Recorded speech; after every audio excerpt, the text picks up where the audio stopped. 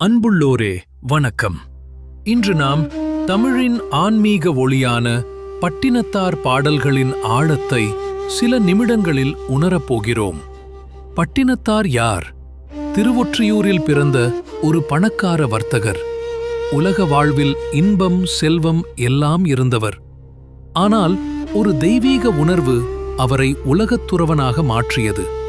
தன் மகன் கையில் கிடைத்த கரும்பு குச்சியை போன்ற பொன் அவருக்கு ஒரு பெரிய உண்மையை உணர்த்தியது. உலகம் முழுவதும் மாயை. பட்டினத்தார் பாடல்களின் சாரரம். பட்டினத்தார் பாடல்கள் வாழ்க்கையின் நிலையாமை, ஆன்மாவின் நிலை, பேராசையின் பயனின்மை, உண்மை வாழ்வு இவற்றை எளிய சொற்களில் விளக்குகின்றன. 1. வாழ்க்கை ஒரு மூச்சு. பட்டினத்தார் சொல்கிறார், மூச்சு போனால் உடம்பு மண்ணு. நாம் பேணி காத்துக்கொள்ளும் உடம்பு ஒரு மூச்சு நின்றால் பயனற்றது. இதை கண்டால் மனிதனின் கர்வம் உருகிவிடும். 2. உடம்பு நிலையாமை. அவர் பாடல், உடம்பு எரிந்தால் ஒளி, உடம்பு குளிர்ந்தால் மணம், உடம்பு நார்ந்தால் துர்நாற்றம். பட்டினத்தார் இதை சொல்லும்போது உடம்பை அடையாளம் என்று நினைப்பது எவ்வளவு தவறு என்பதை உணர்த்துகிறார்.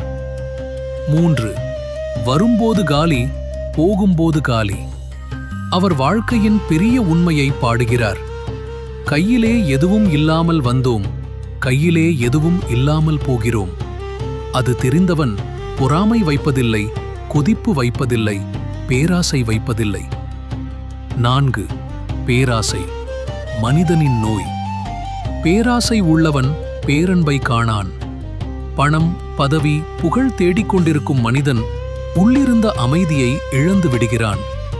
அன்பும் மகிழ்ச்சியும் பேராசையற்ற மனதில்தான் பிறக்கும். 5. காலம் எல்லாவற்றையும் மாற்றும். பட்டினத்தார் நினைவூட்டுகிறார், காலம் தாழாதது. இன்று உச்சியில் இருப்பவர் நாளை